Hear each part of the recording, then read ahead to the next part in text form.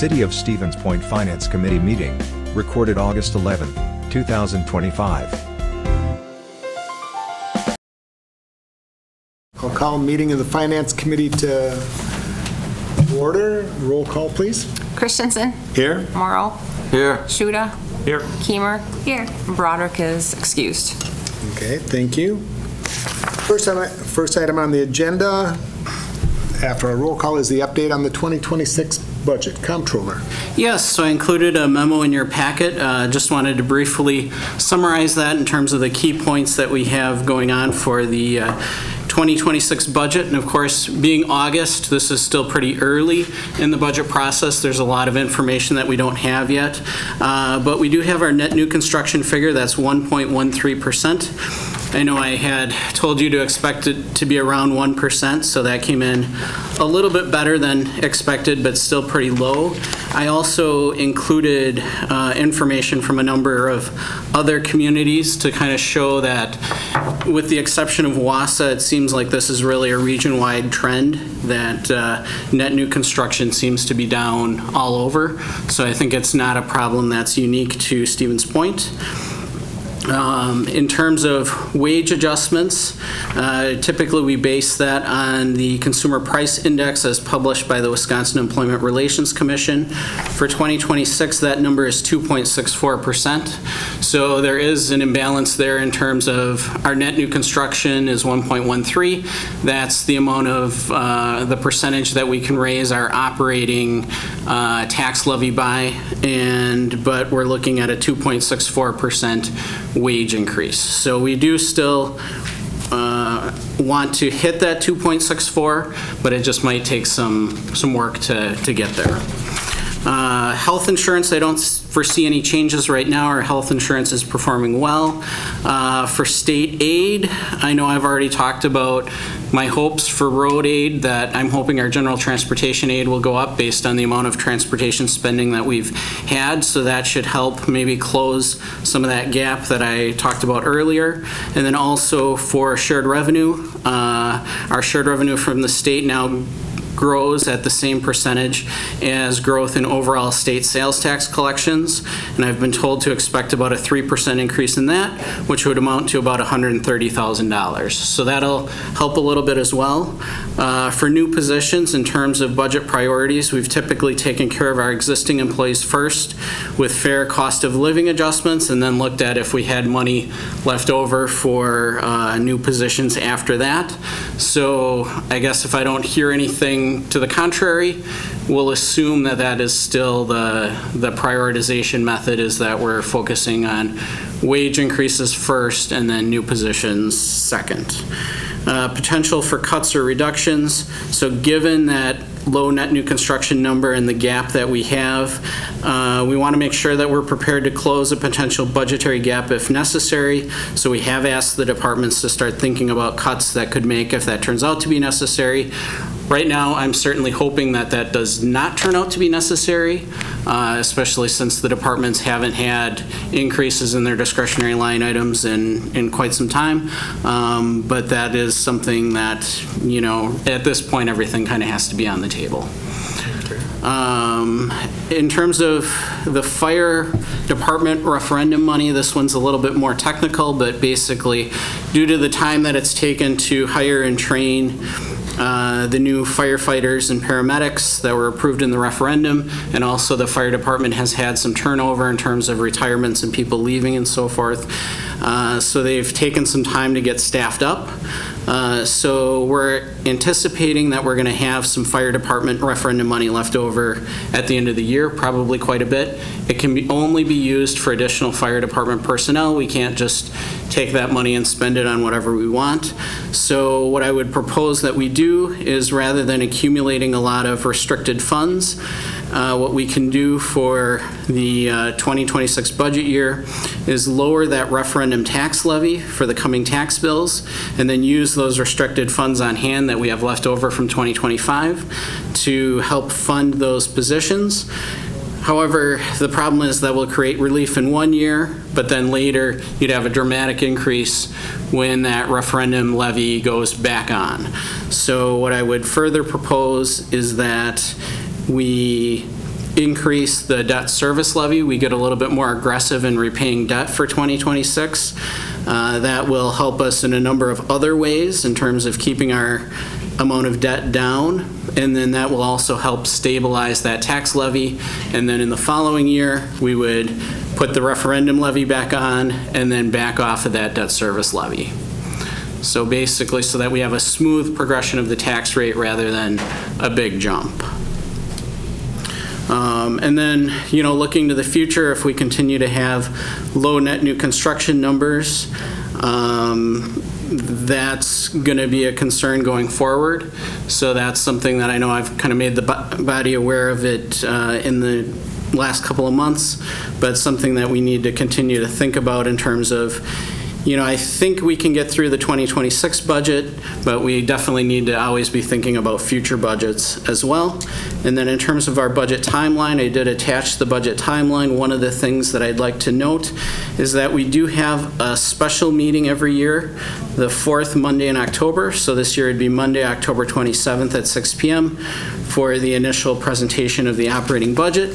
So I know we're not used to having a meeting on the fourth Monday of the month, but during budget season, we do have that special meeting. So if you can add that to your calendars. So and with that, any questions or discussion on the budget and where we sit right now? Alder Keemer. Thank you, Chair.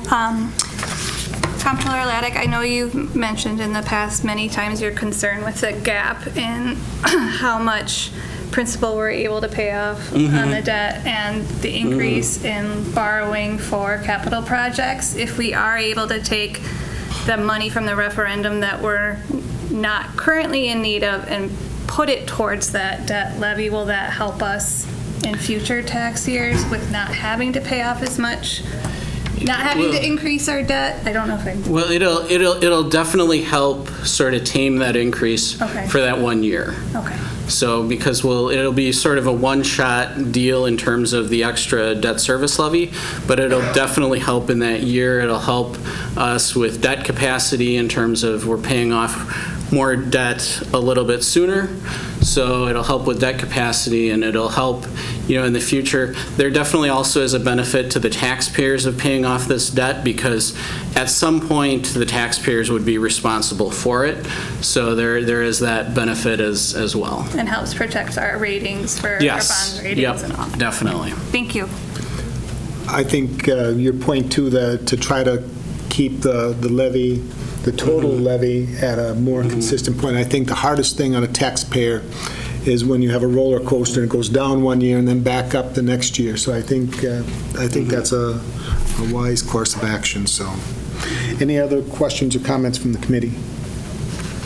Not at this time. Okay. All right. Next item then on the agenda would be item number 3, a follow-up discussion on the idea of creating a joint fire department with the Village of Park Ridge. Yes, and this is still just a discussion-only item at this point.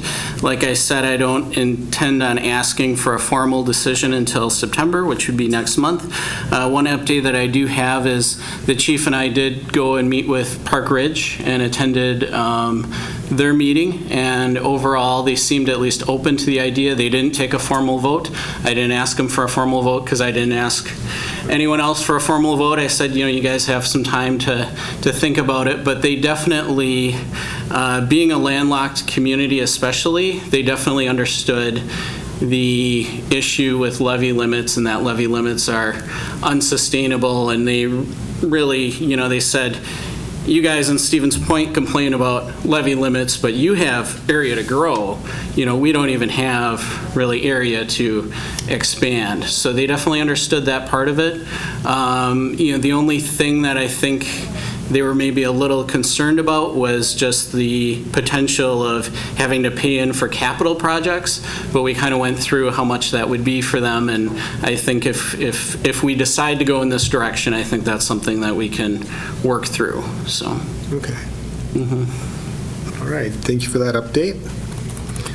That brings us to the discussion and possible action portion of our agenda. Item number 4 is consideration of a claim by Danielle Morey-Vehicle struck by ball. Yes, and for this one, so she actually called me today. She asked if we can delay it a month. So, and I told her that it would be fine to delay it a month. So this month didn't work out well for her. So I know she wants to come in person to make her case. So I'd ask that we delay it for a month. Anyone on the committee object to that?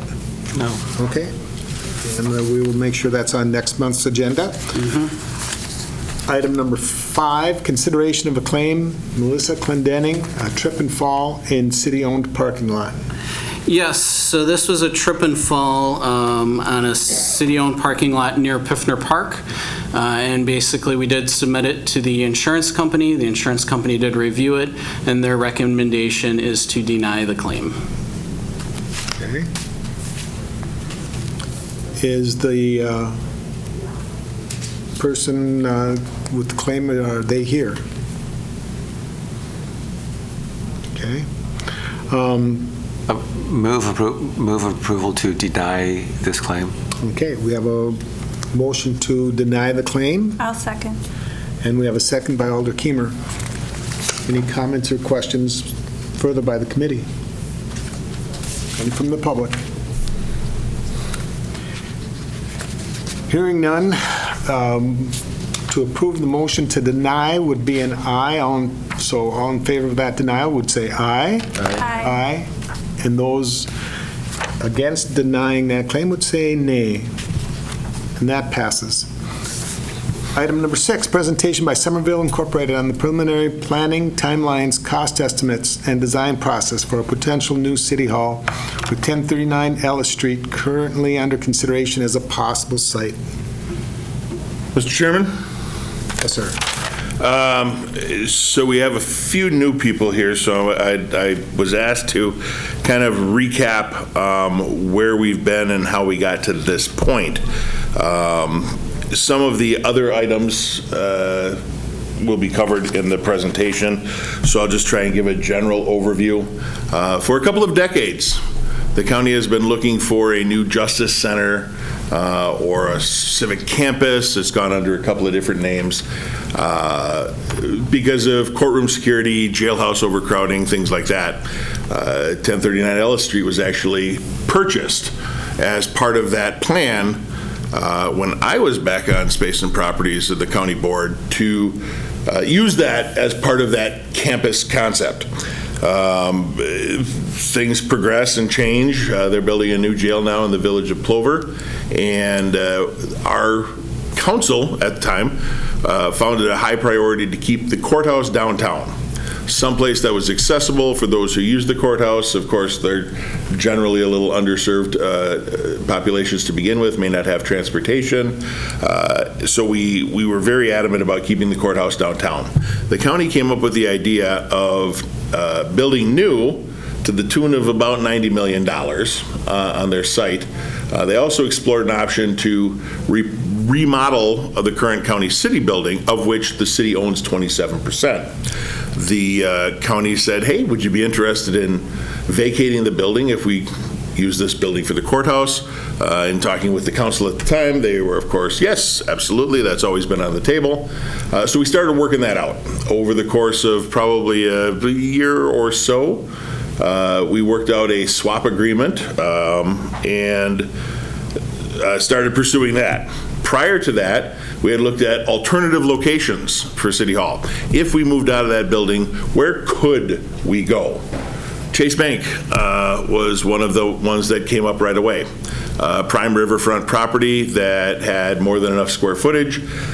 In working with council, mostly through negotiations and closed sessions, we determined that that wasn't a suitable place for City Hall and that it would be best served very likely in some other capacity rather than City Hall. It's being a high-valued property. The fact that we still don't own it is also kind of a big red, it's a bit of a roadblock there.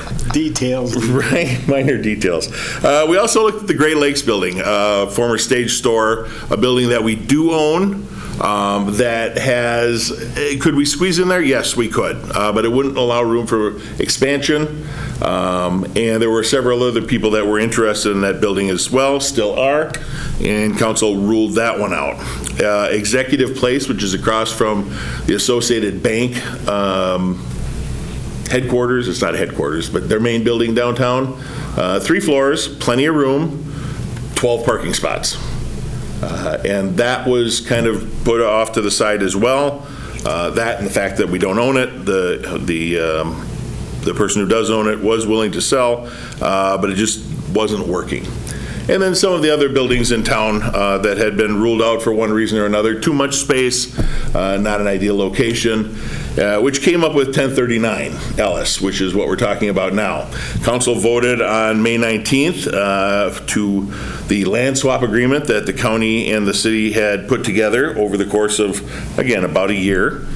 And that same night, they voted to approve a contract with Somerville, who we have here, for design services for the replacement City Hall, which I thought was a great word because it talked about replacing, not necessarily new or remodel. And there's pros and cons to both, some of which we'll hear tonight.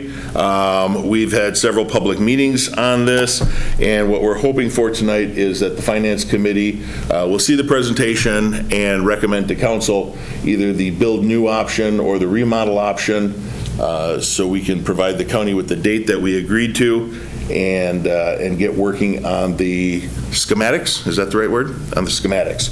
So with us here from Somerville is Justin, who has been our primary contact. Over the course of the project, we have supplied Somerville with some documentation, including space needs assessments that were done years ago.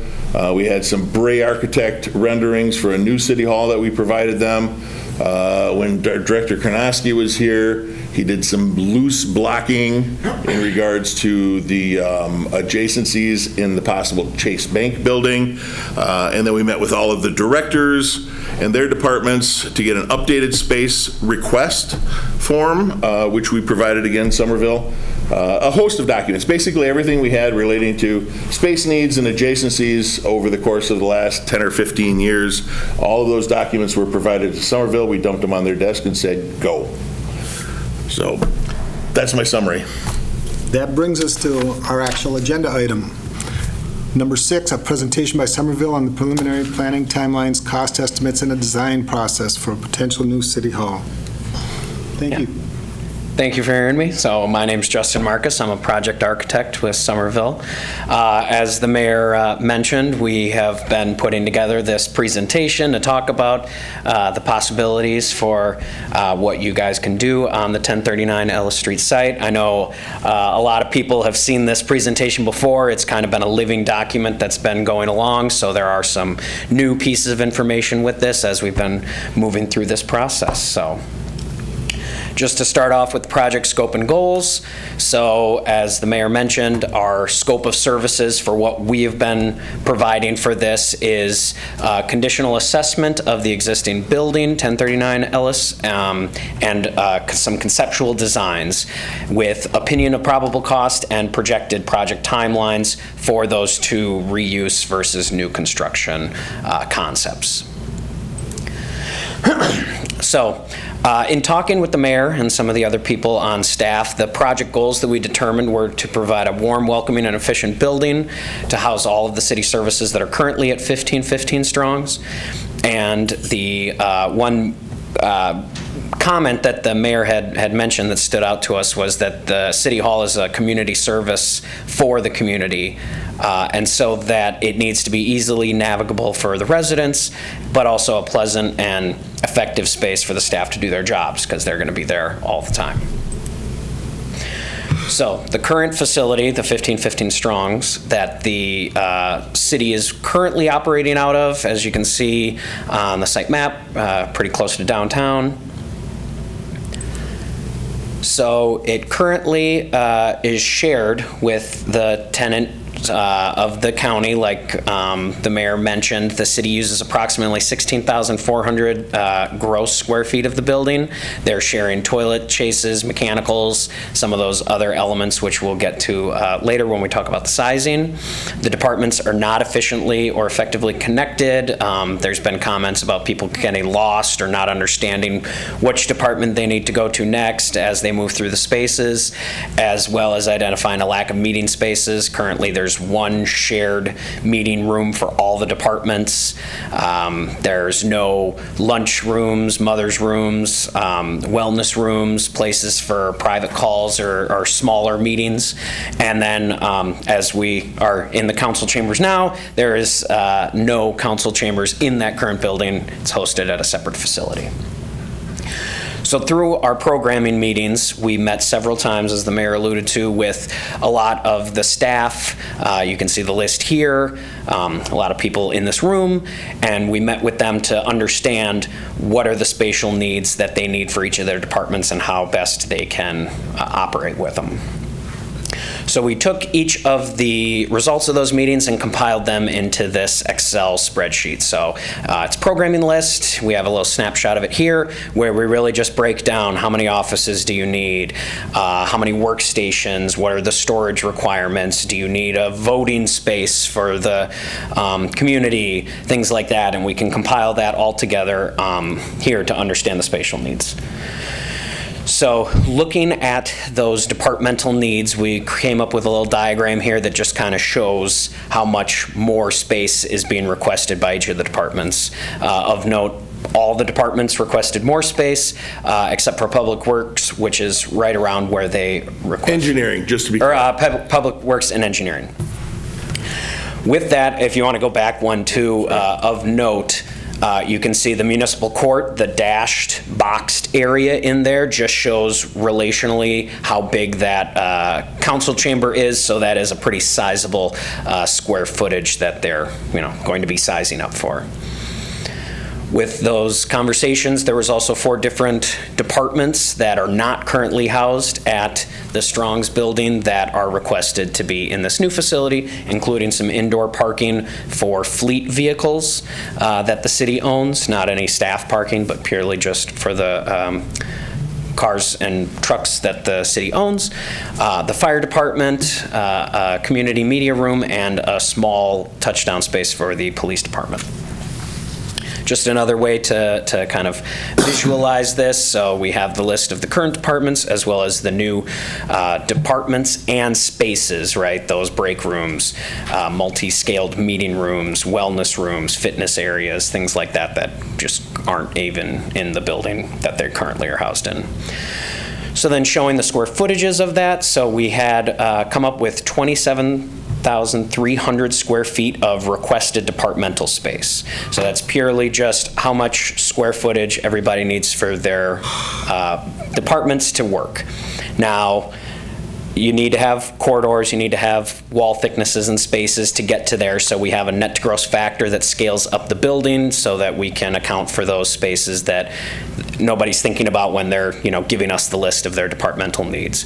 We then have another area factor that accounts for mechanical rooms, toilet rooms, some of those spaces like I was talking about that are currently shared with the other tenants, so that the city isn't factoring that into the current 16,400 square feet that they're occupying. So going to need a little bit more than that just if they are the sole tenant of the building.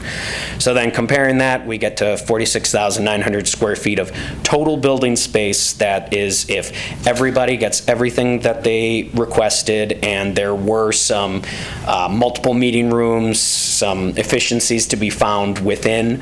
It's just within that programming, we asked every department what you need to operate effectively. So then with that departmental and programming meetings, we tried to understand how best the different departments work with each other and how there could be some efficiencies and adjacencies that they needed. So within that, we found a kind of core public function space within a handful of departments that really need to be public facing. They're what most of the public interfaces with, and they need to be able to be seen. There were some other departments that weren't as public-facing to be needed, and as we kind of move through the presentation, you'll see that kind of influences how we're going to either be utilizing the current building or moving into the new spaces. So with that, we had a visioning session with some of the city administrative staff on July 22nd. That was in person at Midstate.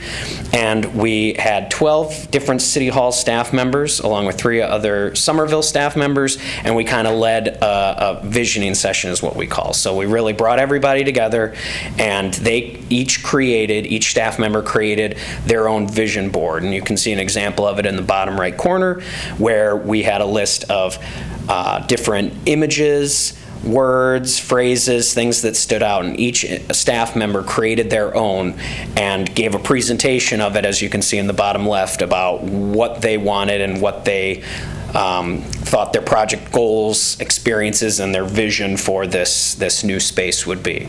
We then, as you can see in the upper right, took notes, copious amounts of notes throughout that whole presentation, and then we actually compiled all of the results of that into a book presentation, if you want to move forward. So we compiled that all together and listed out. So as you can see, these were the top 12 different design elements that were listed out as being important to the staff.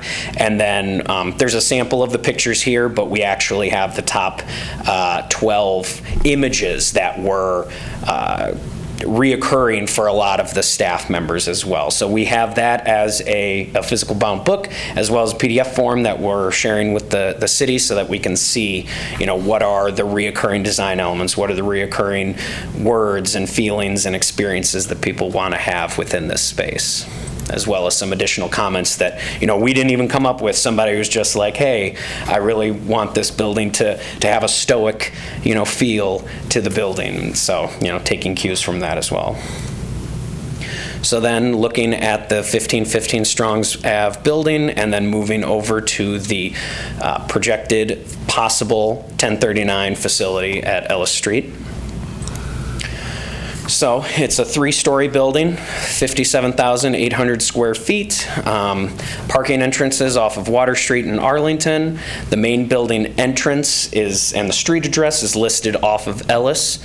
And there are green spaces on both the northeast and southwest corners of the building. It's kind of situated right in the middle of the site, with unstriped parking lot, for the most part, unstriped parking lot surrounding it.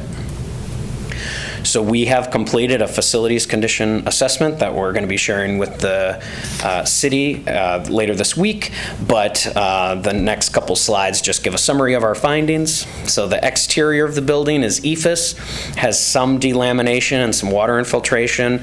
Bare minimum needs cleaning, but it doesn't have a very appealing aesthetic. It was put on in the late 80s, 90s. It does give a more cohesive building look around, because the original building for the Ellis Street is actually 9 different buildings that have kind of been added onto over the years. So I'm sure the EIFS siding was given, to make it feel like a more one cohesive building rather than a hodgepodge. The windows with that building are aluminum storefront ribbon windows. They're in good condition. They don't need any replacement, but in the current configuration that the building is in, more would be needed to be added to make the spaces usable.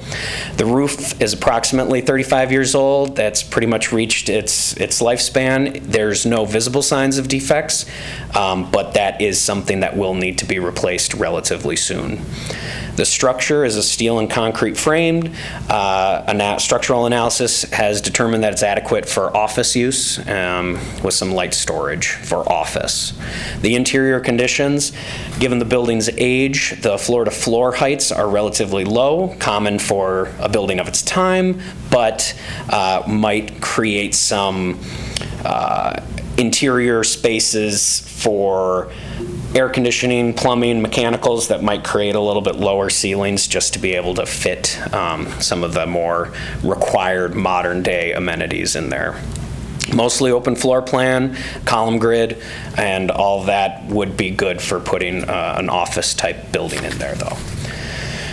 For the mechanical systems that we've evaluated, the plumbing, most of the fixtures, so sinks, toilets, urinals, have all reached the end of their life cycle. Most of them are cracked, stained. Some of them aren't up to ADA code compliance. They would need to be replaced. Really, the only thing plumbing-wise would be the chases and stacks where the plumbing's kind of moving vertically through the building would be able to be reused. Electrical, the system is in good condition. The only thing would really be a new generator that would be needed, and then reworking the interiors to accommodate the new floor plan. Mechanicals, most of the large components have reached the end of their service life. They would need to be replaced. There's not really anything to salvage there. And again, the floor-to-floor heights, all the new duct work and runs in there would have to be redesigned to accommodate it. The fire protection is in good condition. There's a lot of ability to reuse that. That's probably been the newest mechanical piece that's been incorporated into the building. And then layout, like I mentioned, we would need a whole new floor plan layout to accommodate. It's really an open floor plan right now, so all new duct, pipe, chase, conduit runs that would facilitate all of these new mechanical systems. So overall, our recommendation for the building would be a complete removal of most interior walls, ceilings, mechanicals, and finishes. Reuse of the existing central plumbing core, mechanical rooms, and elevator would be possible.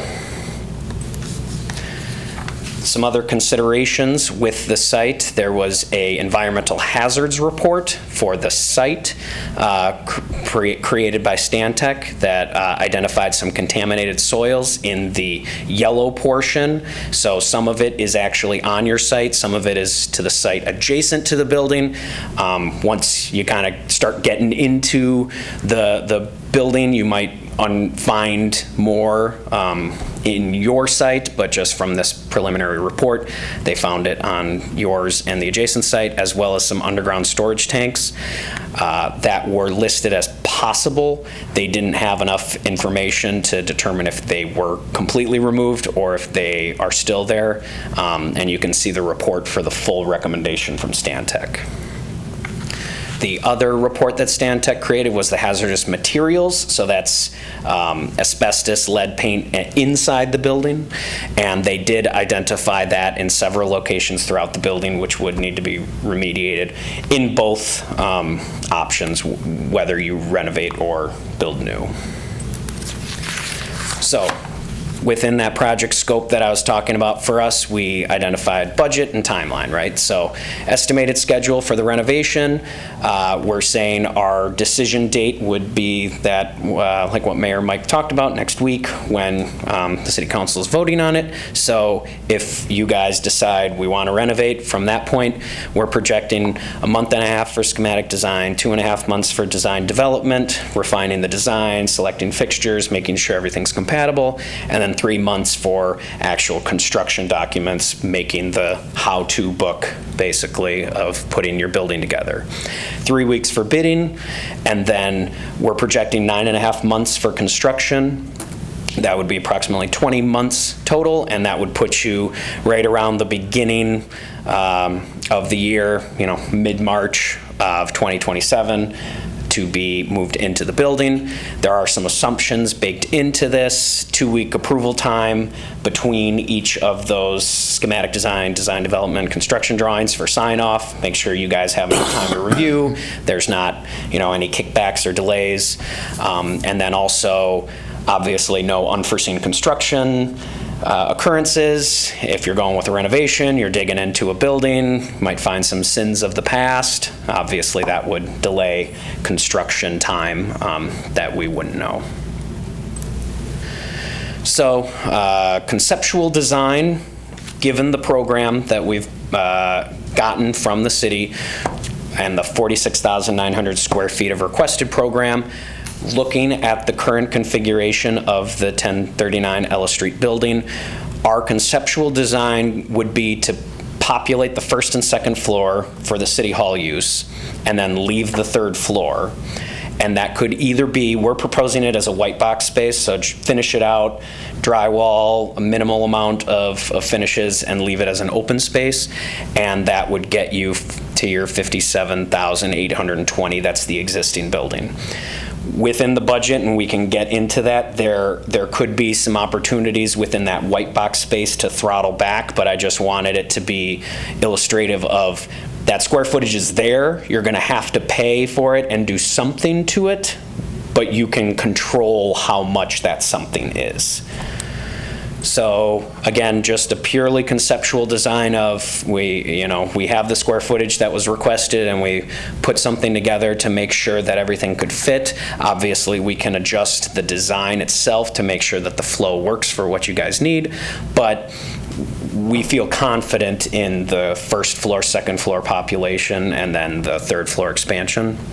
So here's an illustration of how that could happen with an Ellis Street and a Water Street entrance with a central entry to the building, and then that public-facing sector being on the side of the building where all of the departments could be by each other. Opposite side of the building would have that 18 stall fleet for the city-owned vehicles with the Common Council central location so that the public can come and see. Moving all of the shared amenities for the staff as well as the other departmental functions that don't need to be as public facing to the second floor. Within this configuration, though, public engineering and works did need to move to the second floor to be able to accommodate that. But there are some ways that can be adjusted so that it's still somewhat public facing, but it's not as adjacent as some of those other departments. And then this just shows that that third floor is purely going to be white box space. It comes to about 14,460 square feet. So then we have a kind of shortened estimated budget here. I know that I'd shared a kind of more longer line item listed budget. But the way that we had broken this out is with the square footages that I provided, and then kind of a low and high end estimate cost per square foot that we've been seeing for the renovation projects that we've worked on. So on the lower end, $265 a square feet up to $300 a square foot. And so just the cost per square foot, breaking that out, and then the white box cost, again, that can maybe be adjusted a little bit depending on the level to which you want to build it out, but just illustrating that that is just square footage that is going to have some dollars allocated for this. The cost of a generator, and then it's not as apparent on the shortened version of the budget, but there is a 10% cost design contingency built into that. So if those elements on the screen up here aren't as clear, that is in the kind of fully baked renovation cost. Moving to the next line would be, actually, if you just want to go back for a second. So that is just the pure construction cost, the sticks and bricks of putting the building together based on what we're seeing. There's also other cost elements that need to be factored in that are a little more nebulous, and that's where you guys can control some of the costs. The owner projected costs that we have in there, including furniture, hazardous materials abatement, environmental graphics, things of that nature, landscaping, all of those things that you're a little bit more in control of with the budget, but there are still dollars that have to be allocated for if you guys are purely looking at, total all-in cost. And then also within that is the design fees that we have in there, our fee, architectural fee, engineering fee, civil engineer, IT, security, all of the kind of costs that we're seeing typically, and again, just need to be accounted for. So then shifting to the new construction option, same decision date. The design we foresee as being the same amount, 1 month, 2.5 months, 3 months, 3-week bidding, and then we're seeing about 13 weeks for our construction time. which would get you in towards the middle of 2027 for the projected construction. Again, 2-week review date, and not having any unforeseen soils, there, or any issues with the site itself, water, poached water, or perched water, or anything like that. We are, with our conceptual design, locating the building in a spot that we don't believe there should be any issues from a timeline-wise with the demolition of 1039 Ellis. And if, 8/18, you guys decide, yes, we want to go with that new building option, there is a possibility that you guys could expedite the demolition of the building, so as when we would finally begin construction, that existing building would be gone before our building ever, was on site. We happen to have that a lot on a lot of projects that we work on, where the owner takes care of the building before we even bring any construction to the site. So, conceptual design, going through that 46,900 square feet of building space. We, again, like I had mentioned, found some efficiencies with the requested departmental space that we think we could bring it down to 41,000 square feet of just a 2-story building for the city use hall. And as I mentioned, we don't anticipate that it would be interfered with by the demolition of the existing 1039 Ellis Street building.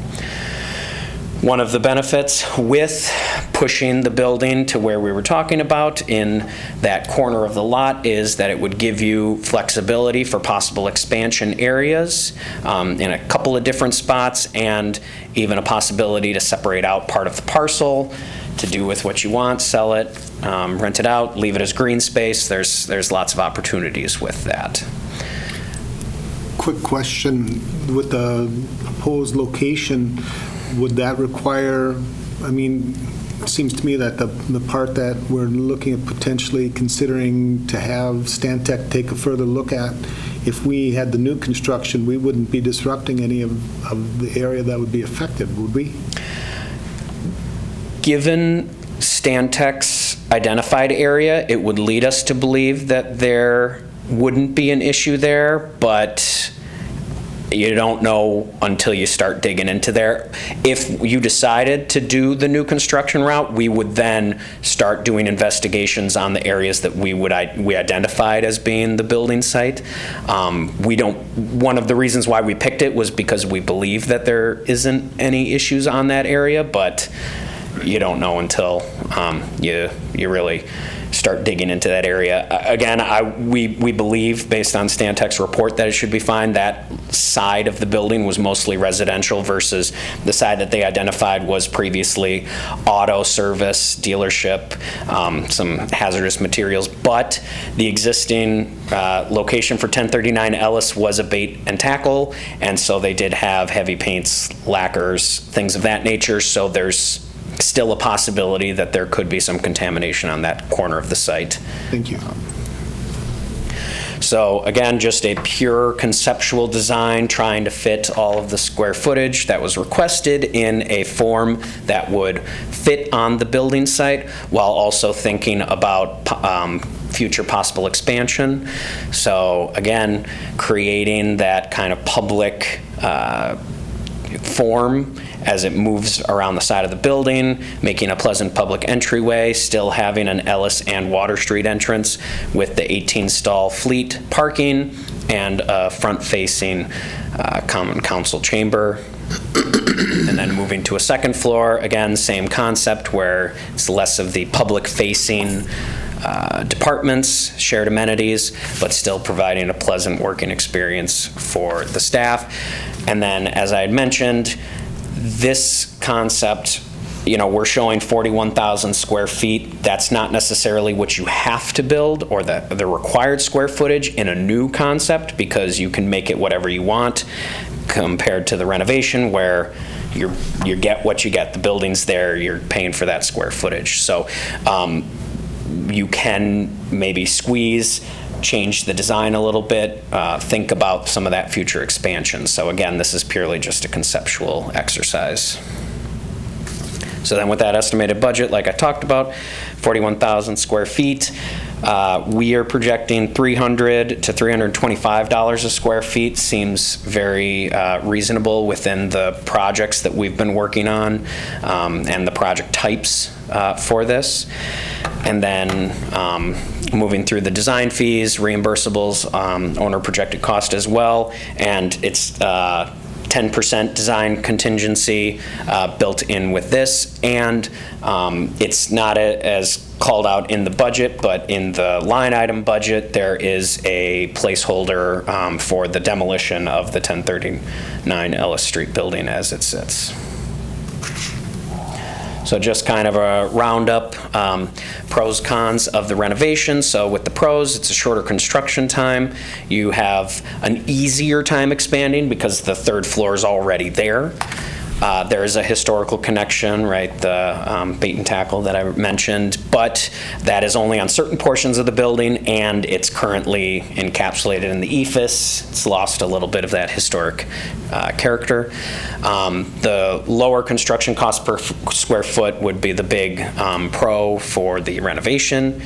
The con, the existing interior conditions, the floor to floors, like I talked about, there's really no way of getting around it. There are some ways that we can have creative design solutions, but the building structure is really what you're saving in this renovation option. The square footage and expansion is predetermined, right? You only can move to the third floor if a new department wants to come into the building and, you know, it really makes sense for them to be by the city clerk. Well, sorry, your square footage is only available on the third floor. And then the building unknowns, like I talked about, hazardous material, abatement, when that we start demolishing parts of the building to make room, all of a sudden you find a steel column that we didn't know about because it was from, you know, the 50s. Now we have to kind of change and adjust. And then the few salvageable building equipment pieces, new HVAC, new everything, and then the unappealing exterior that would need to be addressed.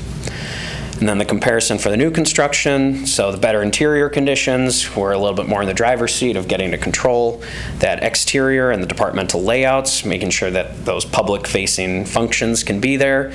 Better expansion opportunities, we can be a little more thoughtful of knowing in 10 years you want to add a new, you know, department, new area, we can be thoughtful about that expansion. Thoughtful entrance, right? This is the public-facing building. We can control that. Easier cost controls, again, like I had mentioned, build just the square footage that you need now, planning for the future, and then the opportunities for parcel separation if that's something you would want to explore. So the cost would be the longer construction time. The environmental unknowns that I had mentioned, we don't foresee any issues, but you won't know until you start digging. And then the higher cost per square footage and the cost of demolishing the existing 1039 Ellis. And that's really it for my presentation. Welcome any questions, and I don't know if you guys had shared the line item estimates that I had provided. No, we haven't shared those out yet. Okay. Just because, so we are giving a placeholder of $400,000 for the demolition of 1039 Ellis. That's used compared to a couple other demolition projects that we've had, and kind of comparing the sizes and the scale. Just as a placeholder, again, we're, you know, not given hard costs or anything, but just costs that need to be accounted for. So. Yeah, we had a couple of hard copies available at the Plan Commission meeting that I kind of passed around, but we haven't shared it out yet, just because they're estimates at ballparks at this point. Okay. Any questions from the committee?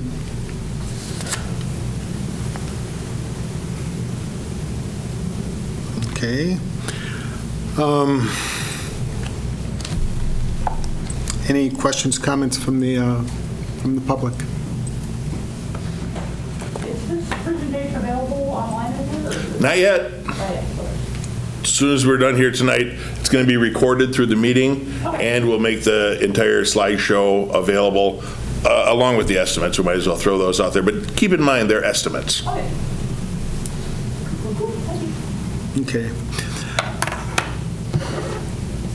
Okay. Are you still having a discussion prior to the vote? Yes, we will. The others, so prior to voting? Yes, we will. Yep. That's the next item. I guess I'll share my thoughts. When I take a look at projects, I look at both capital costs and operating costs.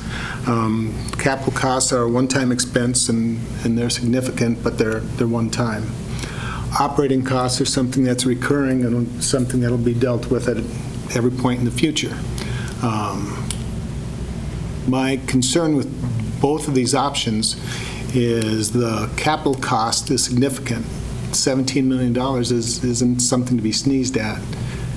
My other concern is neither option gives us the ability to reduce our recurring costs or operating costs. There isn't any consolidation of service. There isn't any centralization of services.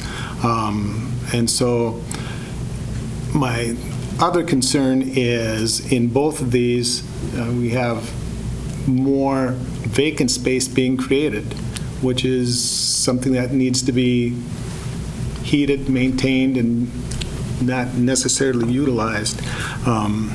In the renovation, we have an entire third floor that's going to need to be heated. It's going to be costly as far as even just getting something onto the walls, and there's recurring costs that the taxpayers will have to bear on an ongoing basis. In both of the options that are being presented, this room will become vacant. Additional square footage that again, will have to be heated and maintained. The overflow room, same thing as well.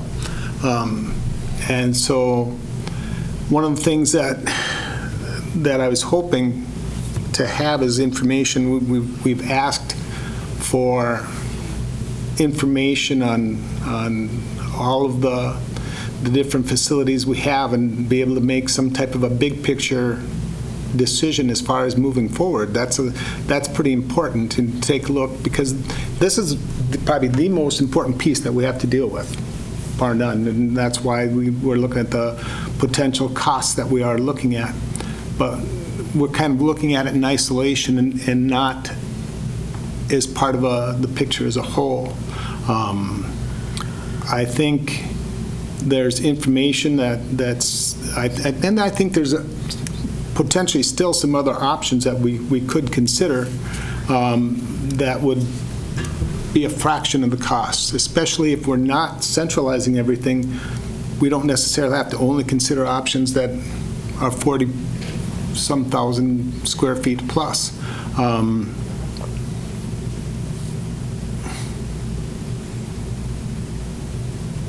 Those are, I guess,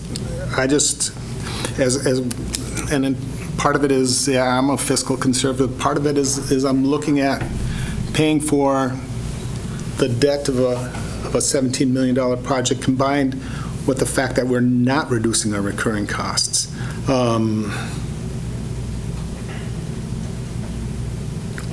I know there is an issue of timeliness. We do have an agreement with the county, and we do want to keep this moving forward. But I also think that because of the ramifications of this decision, that it's a decision that we want to make sure that we've explored all possibilities and are making the absolute best decision we can.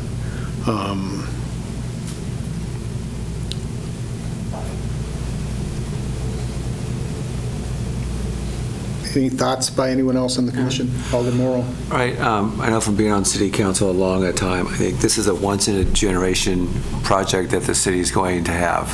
It's going to be a project that we're going to have that we could get I mean, I'm leaning towards new construction because every time we've tried to rehab something, there's been extra cost overruns, change orders.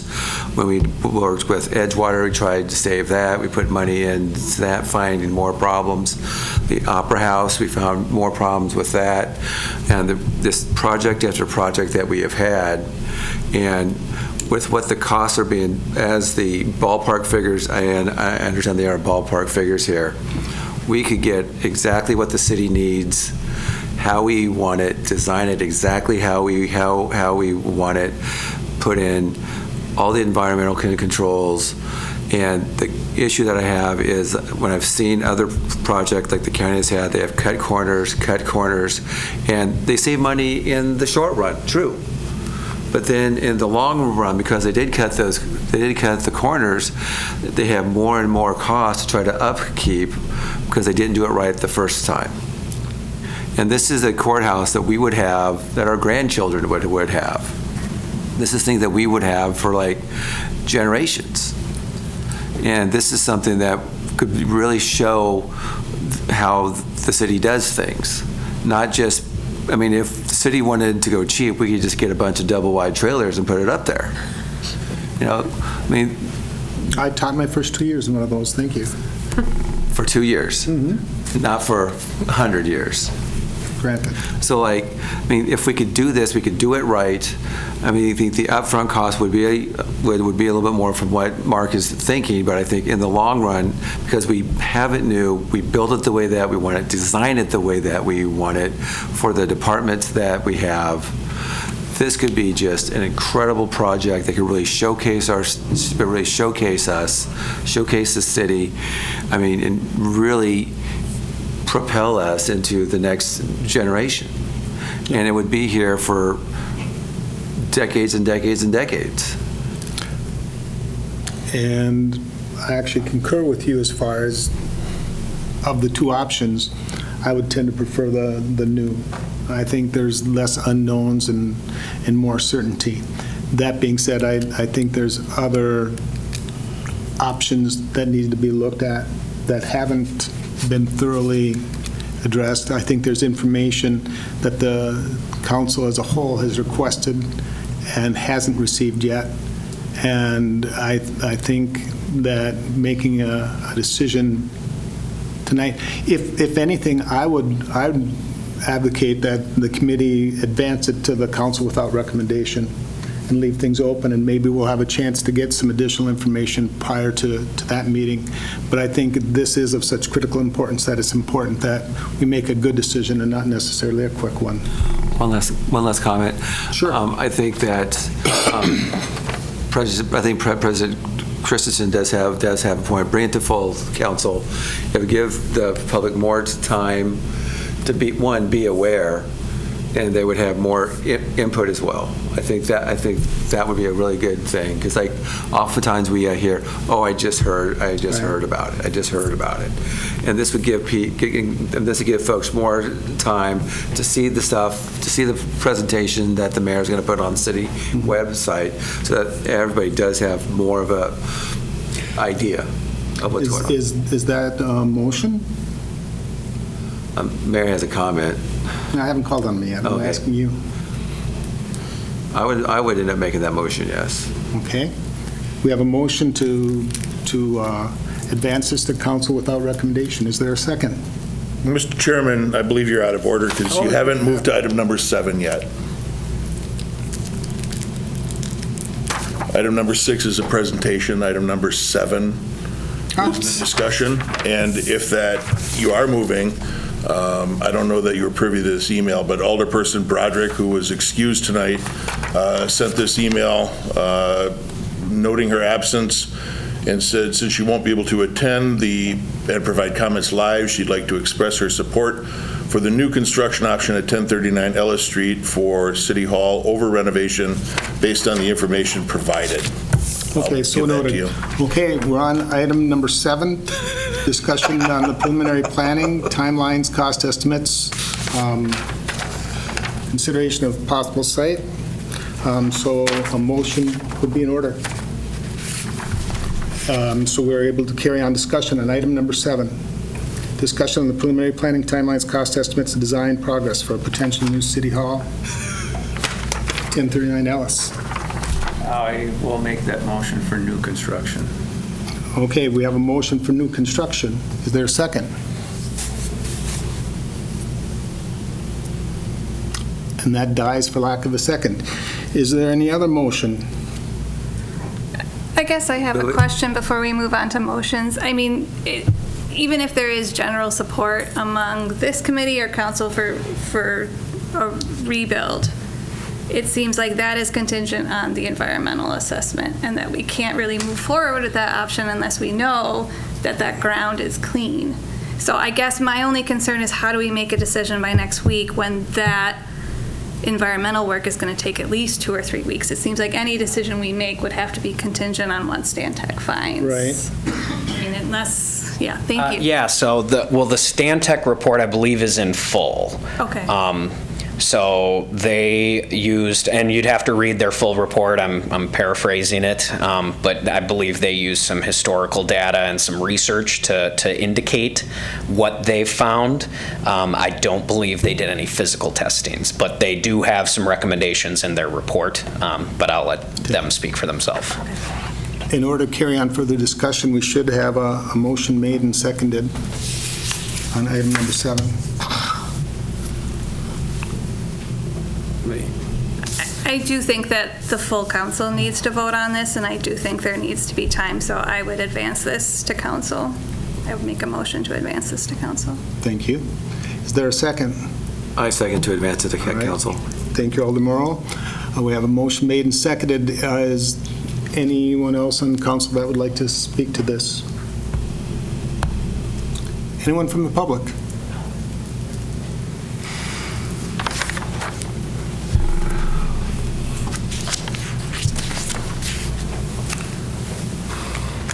Andrea Olson, 410 Franklin Street. I'm very, very glad with how this is currently being handled right now because this has been rushed, and this is a once-in-a-lifetime decision, and this is something big. Like in April, it was agreed upon at the Common Council meeting that a facility study would be done with every single building listed, expected work that would need to be done, and for the life expectancy of the building. And that, knowing that type of information can help determine like the big picture. Like, should we be investing in this building? We have people moving out of this building. Like, there's a lot of stuff there, and also a study should be done too to figure out who should actually be in what building. Should the police department stay in this building, or should it be sold to BGC and let them expand? And who knows what donations then could maybe go towards Gerke Park, because there's kids stuff involved there. Like, you can get a lot of stuff done then that wouldn't cost the taxpayers more money, because if we're having to spend on Gerke Park and then we're having to spend on an addition here for the Parks Department and an addition here for the Police Department, and we're building a city hall, or we're tearing or renovating a big building, like, where is this going to stop? Like, we aren't looking at this as a big picture. We're trying to rush this for some reason without the information, and it's now been 4 months that we haven't gotten that, or that Common Council hasn't gotten that report, and that report was agreed to. Like, that was passed. And an email hasn't even been sent out for that type of information, which is very frustrating as a citizen. So I still feel that we made a big mistake doing the property swap in the first place, because that was about $800,000 and $900,000 worth of real estate within the courthouse that could have been maybe put towards property swap for the 2 lots next to 1479 Water Street that in 2018 we purchased for building a new city hall. $420,000 and $800,000 and $900,000 worth of space in that building. Like, that's a lot of money. We need to stop rushing this. Look at the big picture. Figure out what properties we can get rid of, what buildings we can get rid of. Centralizing people figuring out who should be working together in what building. Maybe then we can get the Parks Department with Public Works, or maybe the police station should be going downtown, because where's our police presence going to be? And most of the issues are down there. Like, big picture, please.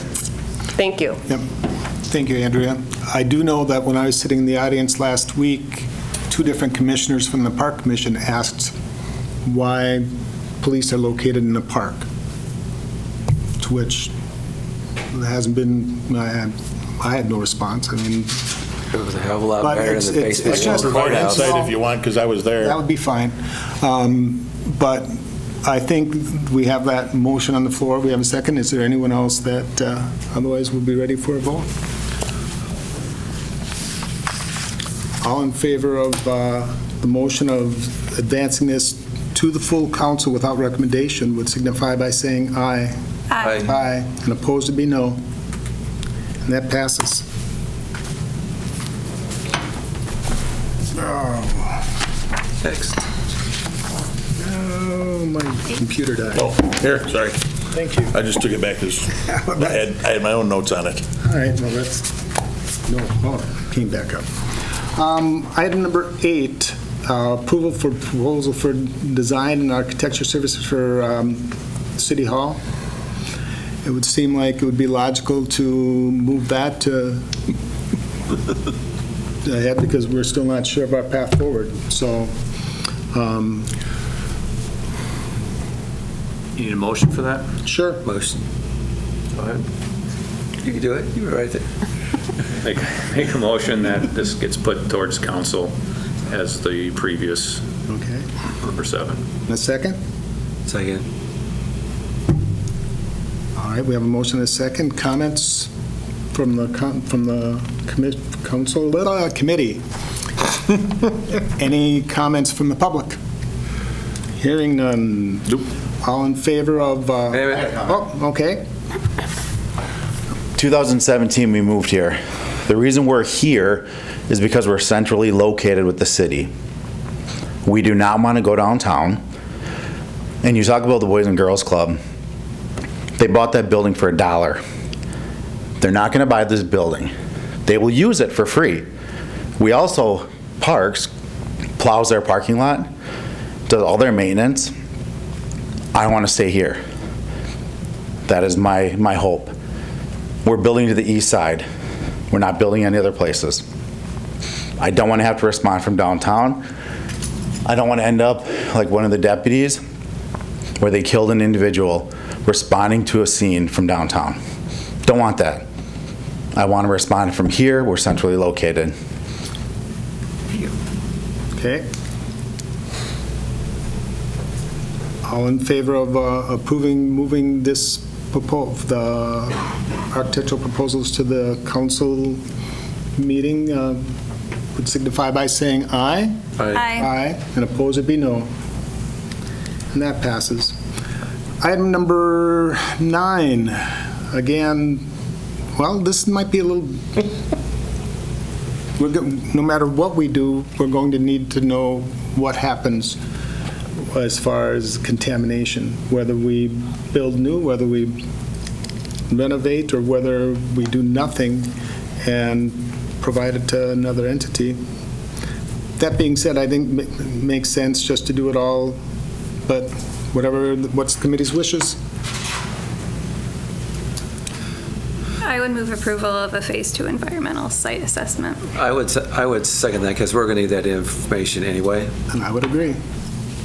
Comments? Anything from the public? Hearing none. All in favor of that proposal to move ahead with the Phase 2 environmental site assessment from Stantec would signify by saying aye. Aye. Aye, and opposed would be no. Item number 10, approval of a request to obtain design services for a subdivision infrastructure in TIF District 11. Who would like to speak to that? Director Kivala.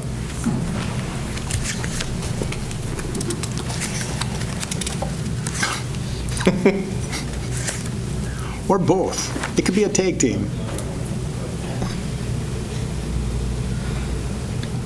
I'll keep this brief, but we are looking for approval to work with Rettler Corporation here locally in town to assist us in the design and platting for a new subdivision on the north side. This is in cooperation with Door to Dreams, which previously had a development agreement approved. The site consists of the Door to Dreams, I'll call it a block, as well as a block just to the west that would be able to be subdivided, platted, sold for homes, maybe kind of mimicking what Door to Dreams is planning to do on their block, but it also plays into their development with the Gathering Lodge, the houses, the townhomes, and the apartment complex. So kind of a lump sum project. By doing this, we are able to split the cost with Door to Dreams, which does significantly reduce our portion of the project, while also getting us all of the necessary items that we would need to do the western block as well. So, do you have a cost estimate for those services? Yes. It should be in, sorry, let me grab it. 97,000? 97 is the grand total that we'd be requesting. Now that does include other items outside of the kind of their typical scope of services. So we will need a wetland delineation done. We will need some platting done, geotechnical for the roadway, things like that that are not necessarily in Rettler's wheelhouse.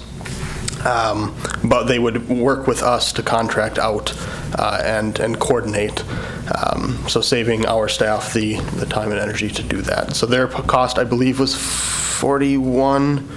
Sorry, my laptop died, so I am working on a phone screen here. It's on page 145. Yeah, I got it here. Schedule of payment. Is that? There you go. Okay, so these dollar amounts, is that our share, or would that be for the entire? So that'd be our share. Okay. So of Rettler's primary portion should be is it the 41? I believe it's 52. 52. For roadway design. Yep, so we would be sharing in some of the costs with Door to Dreams. They have it outlined within their contract there, kind of the split cost estimates. I think they have it under kind of a subsection of 1, 2, 3, 4, just outlining those. But that would be our cost, our split cost for the project. Okay. Committee, what are your wishes? Motion to approve. Okay, we have a motion to approve. Is there a second? I'll second. All right. Any questions for the director? Any comments from the public? Hearing none, all those in favor of approving that request for paying the services, the design services for the subdivision infrastructure in TIF 11 would signify by saying aye. Aye. Aye. And opposed would be no. Item number 11, a request from the Redevelopment Authority of the City of Stevens Point to adopt a blight determination resolution and transfer ownership of the Shopko properties, parcels as listed on the agenda, to the Redevelopment Authority of the City of Stevens Point. So, not to get you all too excited for no exact purpose here, but we're not asking you to take action on this tonight. This is mostly for your information only. Action will be requested at Common Council next week on this blight resolution. I wanted to inform the Finance Committee specifically about some of the grant programs that the city would need to or would benefit from applying for the redevelopment of the Shopko block, namely the EPA Brownfield Cleanup Grant, again coming back around this year, the WEDC's Brownfield Cleanup Grant as well. We've already communicated with our Regional Economic Development Director that we have an eligible project for the Idle Sites program as well, because the site is over 2 acres in size and ready for redevelopment. So all of the information is listed in the last section of the resolution, just denoting that we'll be authorizing city staff to apply for financial assistance as needed for the massive redevelopment project of the Shopko block. Oh, thank you, Chair. Just to clarify, we could apply for all those federal grants with the redevelopment authority owning the parcel, we would not need to switch it back again? Correct. Okay, Yes. thank you. So, Right. thank you for clarifying that. Yes.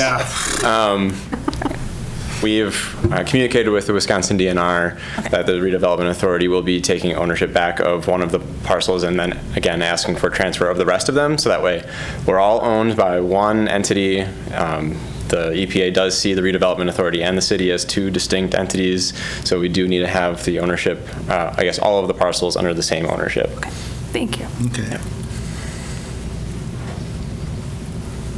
Is there a motion? No, this, you said we don't need action tonight, it's going to go straight to council, correct? All right, excellent. That then gets us to the next item on the agenda.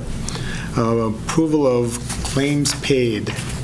Any that you want to highlight? Sure. So you'll notice there's a number of larger claims for road construction, so 'tis the season for that.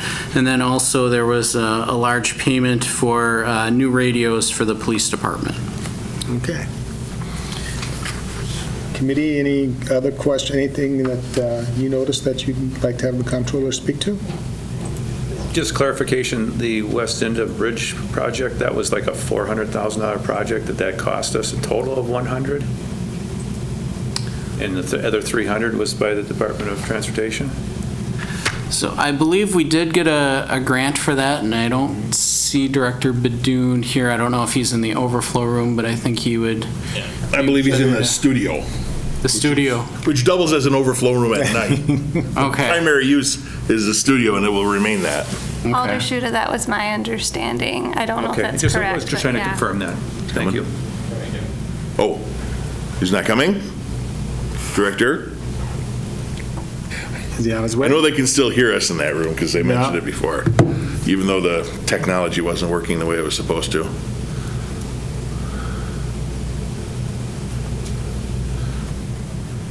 For the record, I believe Alder Keemer's right. Yeah, I think she's right, too. Yeah. We can move on. We can move on. I agree.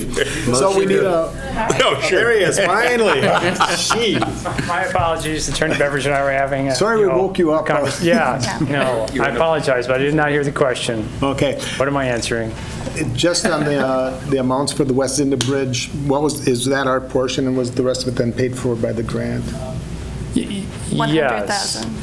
Yeah, it's just otherwise, because everything is otherwise paid by the state, and then WSDOT, if someone wants to take over those, they're more than welcome to it, because I can't make heads or tails of what they otherwise send, because the numbers change every time depending upon what possible change order is out there and how they do it. So it's like, I know what our agreement says and what it is. I try to keep track of how the change orders, but yes, what they're billing us is just our portion of what it is. But I still can't tell you exactly what we will pay because I don't have any documentation that sums up the change orders that were a part of that project. There were 3 of them. So there were some additions, but I don't know what the total will be. But it is under what we budgeted for the project. Okay. That's all I know. Is there a motion to approve the claims as the claims paid? After all that, I will. After all that? Motion to approve claims Alder paid. Schuta has that motion, and is there a second? I'll second. Alder Keemer is a second. All in favor of approving the claims paid, signify by saying aye. Aye. Aye, and opposed would be no. Item number 13, we will be adjourning in closed session at approximately 7:40, not quite, pursuant to Wisconsin Statute 19.85(1)(e), deliberating and negotiating the purchasing of public properties, the investing of public funds, or conducting other specified public business whenever competitive or bargaining reasons require a closed session on the following: negotiating an amendment to a development agreement in Tax Incremental Financing District 10. Motion to go into closed session. We have a motion by Alder Morrow to go into close, and is there a second? I'll second. Second by Alder Keemer. That's a roll call. Morrow. Aye. Schuta. Aye. Keemer. Aye. Christensen. Aye. And that passes. We are in closed session. We're back in open session at 8:42. We've reconvened, and possible action on the above referenced closing session would be an item. Does anyone on the committee have a motion? I make a motion to move forward with option number 4 as presented by Comptroller Laddick in closed session. Okay, we have a motion to move ahead with option number 4. Is there a second? So second. Second by Alder Schuda. All in favor of the motion would signify by saying aye. Aye. Aye, and opposed would be no. And our agenda is exhausted. We stand adjourned at 8:43.